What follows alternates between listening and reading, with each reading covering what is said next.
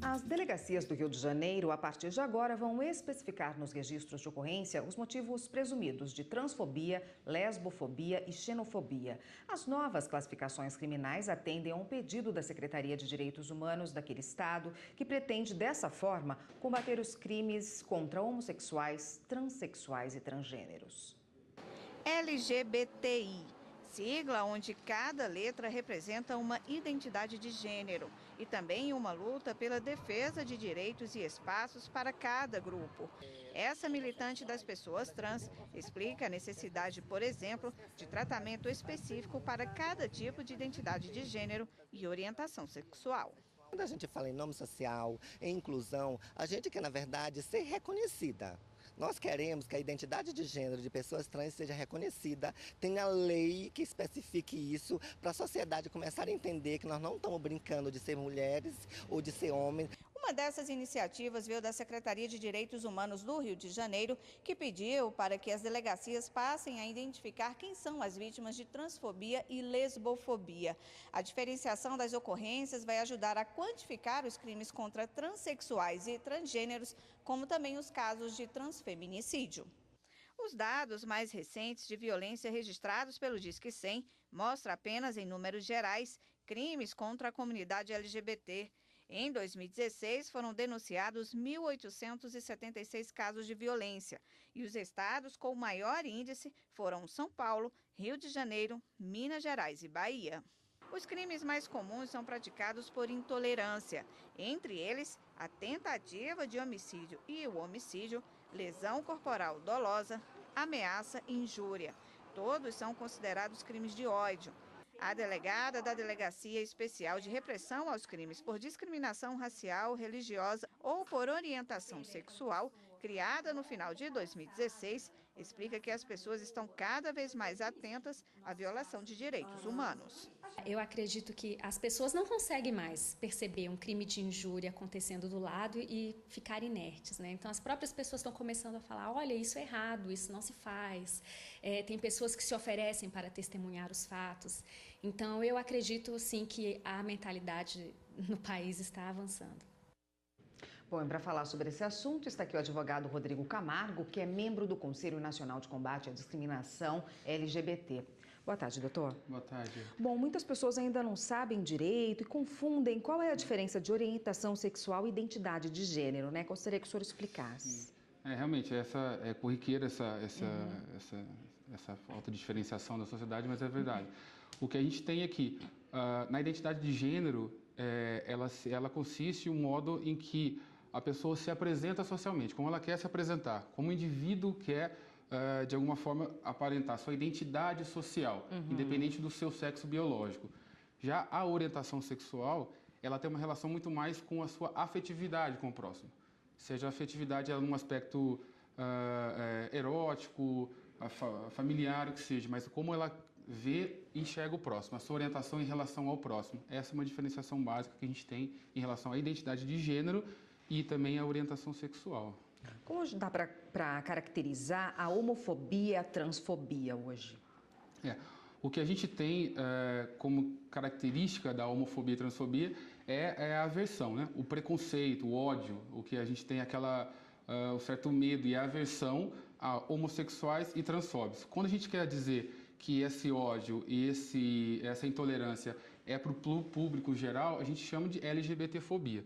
No caso, a transfobia é esse ódio, preconceito aos transgêneros e a homofobia aos homossexuais. Então, a gente tem uma sigla que é LGBT, que até internacionalmente a gente costuma também trabalhar e padronizar como LGBTfobia, mas a homofobia é aquela aversão, o preconceito, aquele ódio que o indivíduo tem contra os homossexuais. E a transfobia contra os transgêneros. Essa é a diferenciação. Como a legislação brasileira trata hoje esse tipo de discriminação, de crime até, né? Na verdade, hoje a gente não tem uma legislação federal que criminalize a homofobia ou a LGBTfobia de forma geral. Essa é uma ausência que o Poder Legislativo, na verdade, uma omissão do Poder Legislativo muito séria e grave. A gente não tem. Tivemos algumas experiências de alguns projetos de lei já que tramitaram no Congresso Nacional, como exemplo o PL 122 de 2006. ele faria modificações na própria lei do racismo e incluiria ali o crime da homofobia, eu digo LGBTfobia como geral. No entanto, algumas certas manobras fizeram com que, de alguma forma, esse projeto de lei fosse arquivado. Uma iniciativa agora muito recente, nossa e de toda a comunidade e a sociedade civil, também fez, é que o Estatuto da Diversidade. Ele foi apresentado recentemente na Comissão de Direitos Humanos do Senado, e o Estatuto é uma compilação de diversas áreas, segmentos do direito, e dentre elas tem a parte criminal que faz e tipifica o crime, e ali dá várias tipificações, vários verbos ali que se encaixam como para se criminalizar a homofobia, né? Já que há essa lacuna aí na legislação, como o senhor bem disse, como uma pessoa que é atingida por uma discriminação dessa hoje em dia, como ela se defende? Ela faz um registro de ocorrência? Como é que é punido esse tipo de discriminação? Hoje isso varia muito também, do estado, do ente da federação que você está. Como a gente não tem uma legislação federal que, de certa forma, padronize o comportamento dos órgãos públicos e também e que faça com que haja um relatório oficial, assim, a gente fica muito mais dependendo de cada ente da federação. Tem estados que são mais equipados, tem um aparato para se denunciar essas violações, maiores e outros menores, né? Mas a gente tem em âmbito nacional, o que é muito utilizado e oficialmente é o Disque 100, que é o Disque Direitos Humanos, que é vinculado ao Ministério dos Direitos Humanos, e também alguns estados têm delegacias especializadas, que tem umas investigações muito mais humanizadas, a gente disse, né? E também a gente tem, como um grande exemplo, pela Ordem dos Advogados do Brasil, mais de 200 comissões de diversidade sexual espalhadas pelo país todo, em subseções seccionais. E aí cada comissão de diversidade tem um tratamento e sabe como procedimentalizar essas denúncias de violações contra a segmento LGBT. Fazendo contraponto aí, como é o direito internacional? Como o direito internacional trata essa questão hoje no mundo? Hoje a gente tem uma visibilidade muito grande para o direito internacional, porque o Brasil hoje é o país, é a nação que mais mata transexuais no mundo. Existe até uma pesquisa recente, inclusive do ano passado, dizendo que a cada 48 horas um transexual é morto.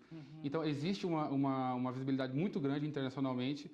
A Anistia Internacional, desde a década de 90, vem trabalhando e declarando, fazendo algumas declarações como a violência contra LGBT como violação de direitos humanos. A própria ONU, nossa Assembleia Geral, também em meados de 2010, também há uma declaração, mas sempre há os contrapontos também do outro lado, né, do grupo mais conservador. A grande dificuldade é que esses organismos internacionais não têm uma capacidade de sancionar nosso país, e sim muito mais um aspecto político e moral, vamos dizer assim. Então não tem uma sanção que faça com que obrigue nosso país, o Brasil, a tomar certas medidas, né? Mas com certeza há uma visibilidade muito grande em razão do Brasil ser um país essencialmente homofóbico, né? Para a gente encerrar, uma pessoa o senhor disse que tem uma rede, embora com distinções dos estados, existe uma rede protetiva onde a pessoa pode denunciar. Uma pessoa que sofre hoje um crime de agressão por ser sexual, pode ser uma agressão física ou uma agressão moral, qual o primeiro passo que ela tem que dar para ver os direitos dela respeitados?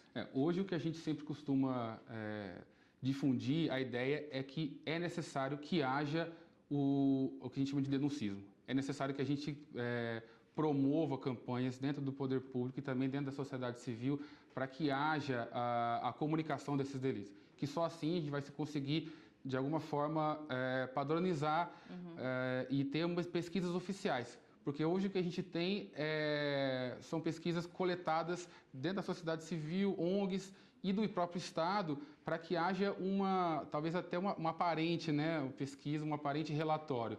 Então, o que a gente tem hoje como orientação para toda a comunidade LGBT é que faça esse denúncio, que comunique, que só assim a gente vai conseguir um relatório muito mais fidedigno com a realidade e ter um panorama geral para fazer com que o poder público haja e tenha políticas públicas voltadas para esse segmento que hoje é muito estigmatizado, né? E não consegue ser sujeito de direitos ainda.